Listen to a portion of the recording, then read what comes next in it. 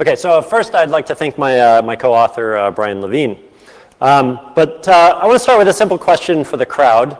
Who do you test your mobile systems on?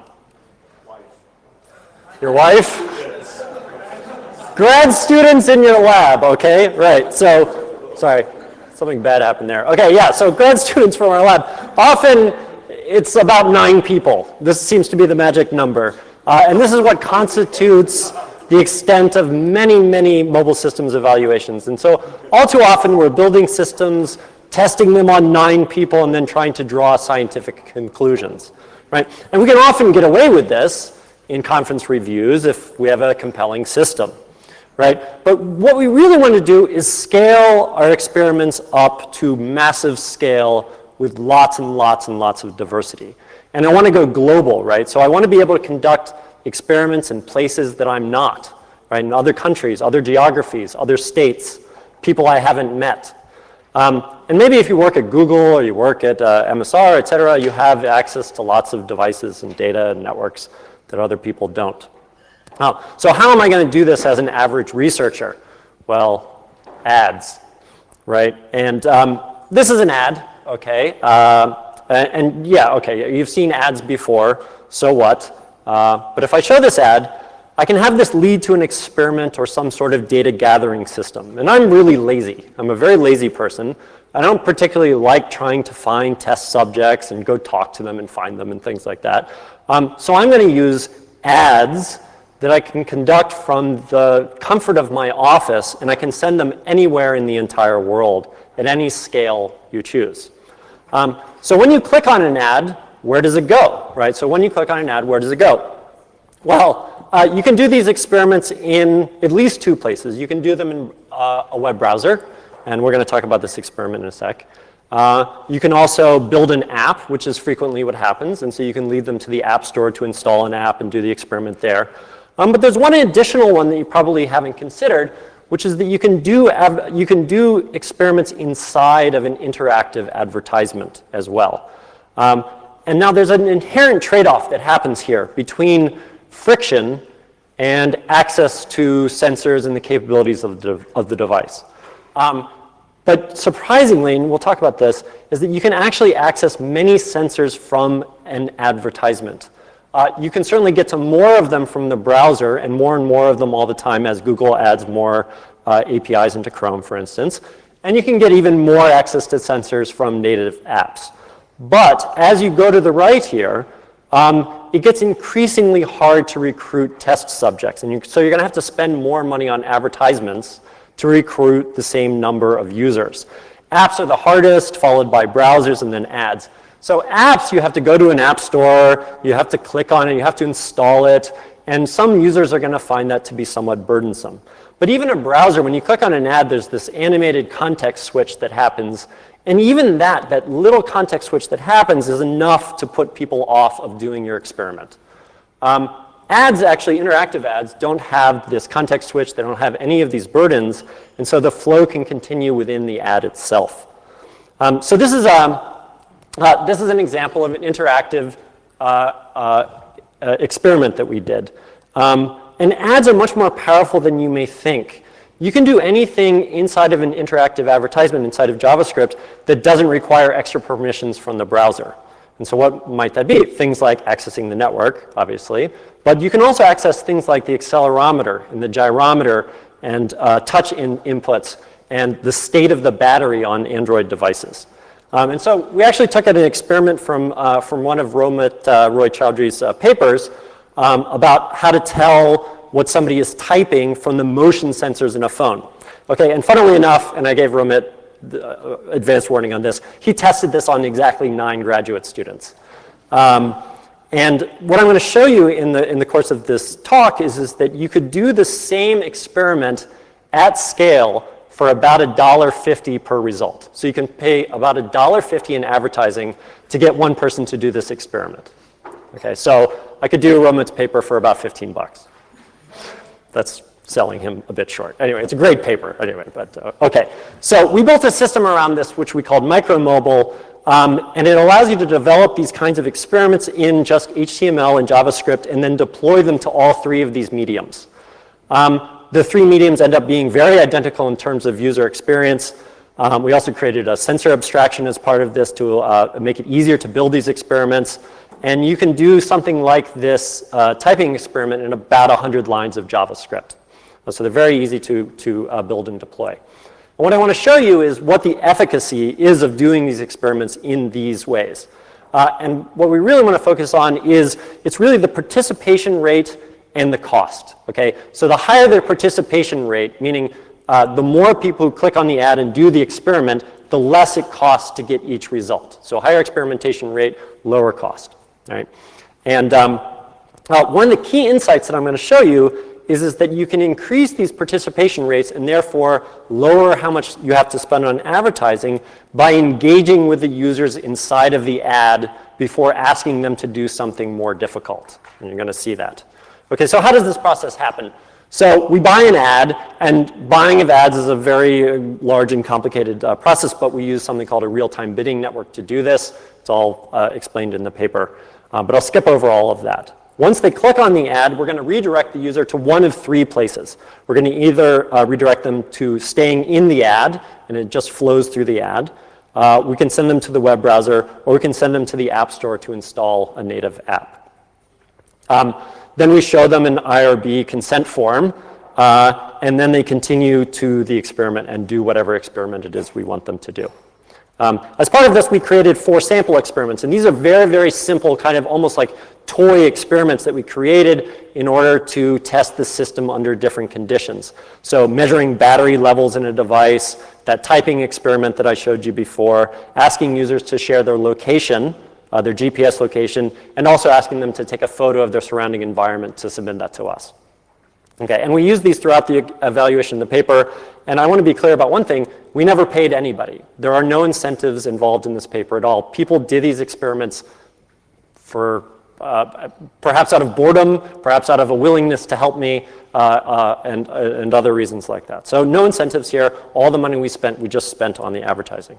Okay, so what does this look like in terms of participation? So we showed about 600,000 ads, which we spent approximately $1,700 on. And what you see is that about 2% of people click on those ads. And then of those people who click on the ads, about 5% of those people made it through the IRB consent and everything else, and then complete the experiment. And actually, by the standards of advertising, these numbers seem small to you, but by the standards of advertising, it's actually pretty good. You think about how many ads you see on a daily basis and how few of them you actually click on. This is actually fairly decent. Now, there's a couple places that might be ripe for improvement. The first is getting people to click, and so you might have a better ad, but I consider that to be the world of advertising, and you can make a more compelling ad and things like that, so we won't work on that. But the second one maybe is interesting for future work is IRB consent. We pretty much had to show them a wall of text as demanded by our IRB. How many of them read that text? That's a little unclear. But I think that there are probably some innovations that could be made in doing experiments like this and doing a better job of giving IRB consent to people. Anyway, so let's see what it costs us to get a result out of this system.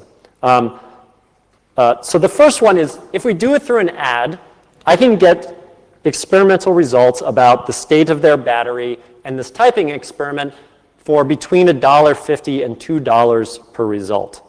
But what you see is when you go to the browser, and really the only difference between sending them to a browser and doing that experiment inside of an ad is this subtle context switch. And the cost, what you'll see is that the costs start to rise pretty significantly. There's 2 experiments, location and photo, that we can only do in the browser. We can't do them in the ad. So we add those. But the typing experiment costs more than twice as much, almost twice as much in the browser than it does inside of the ad. And then we go to the app, which is the highest friction environment, then it starts to look even worse, right? So to get one result from our battery experiment costs us almost $10. And you might think, okay, $10, $30, $40 to get one result, that's not great.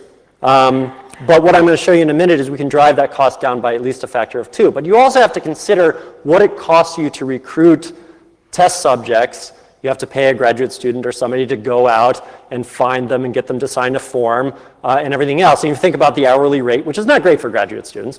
granted. But it does cost you a good amount of money. And this way you can do this yourself from your office, right? Okay, so one of the ways that we can drive down costs is by doing something additional. And so what we're going to do is we're going to have them do the experiment inside of the ad or the browser. And then we're going to have them click to go to the App Store, which we call an engagement click, and then do the same exact experiment in the native app. And so intuitively, you might think that this is worse, right? Because we're actually having them do more work. But as it turns out, it's actually better. This is how we can drive down the cost of getting a user to install an app to do an experiment for you. And what you see here is that, so if we compare, so on the left, so the direct is you click on an ad, it takes you to the App Store. On the right, this blue bar is you click on the ad, you do the experiment in the ad or the browser, and then you click to go to the App Store and do it again. So what is the cost of getting them to do it in the native space? It's about half of what it is in the other case. And so why is this? So this is actually what we think of as engaging with users. And so what you can do is you engage with them in a low friction way. You get them to do something simple before you ask them to do something hard. And by warming them up in this low friction environment, and then asking them to do something hard actually drives the cost down. Okay? So just as sort of further proof of this, you don't even have to be the same experiment. And so in here what we did was we had them do this battery experiment in the ad. And then we sent them to the web browser and asked them for their GPS location, which is kind of a big ask, right? So you're giving your GPS location to somebody in an experiment. And what we see is that compared to, excuse me, doing it, just sending them directly to the browser, which is the second bar here, we can actually drive down the cost by a factor of 2 in both of these cases. So this is in the ad to doing location in the app versus sending them directly to the native app to do it. So you can actually ask them to do something that has nothing to do with your experiment before asking them to do the experiment that you really care about. And the point about that is you can engage with the user ahead of time. Okay, and so here we can lower it by a factor of 2. So one of the other things that I claimed is that instead of doing these experiments on people in your lab, you might be able to do it more broadly, and you would get a more diverse population of experimental test subjects. And so, so is it diverse? So at the end of each experiment, we actually asked them to fill out a demographic survey. And what you can see here, this is actually the ages of the users who did our experiments. It trends a little bit on the older side, slightly. But we do get a broader variety of people than you might find in your lab, right? So how many of you did your experiments on 64 plus people when doing your mobile systems research, right? Also gender. So actually in more balance, but we did have more female people do our experiments than men, almost in equal proportion, but also across salary ranges, across race, ethnicity, and education levels. So surprisingly, quite a few college-educated people, and less high school-educated people, but what we can show here is that we're getting a much broader diversity than you're going to find in your graduate student's lab. Okay. So what are the takeaways here? What I want you to think about is look to using advertisements as a way of recruiting subjects, as a way of increasing diversity and scale, and perhaps lowering your costs. This whole system is open source. We published it as part of the paper. If you want to do experiments, please contact me. I'd love to talk to you about innovative things that you can do. As long as it's something you can do in JavaScript, these are things that you can do inside of advertisements generally. Okay, and the last point obviously is that you should engage with your users inside of these ads before asking them perhaps to participate in a more onerous experiment. Okay, so that, I'm finished.